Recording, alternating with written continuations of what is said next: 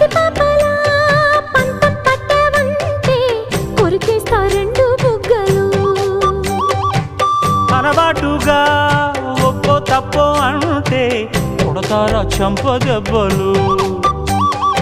అబ్బా అదేం కాదు వెర్రి నాయనా, ఏమీ అర్థం కాదేమయ్యా నీకు ఎట్టా చెప్పినా.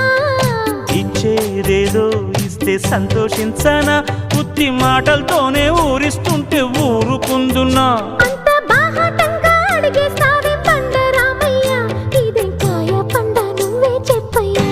నాకేం తెలుసండే, ఇవ్వాలి ఇవ్వాళైనా మీరు ఏది అది అమ్మాయి గారు.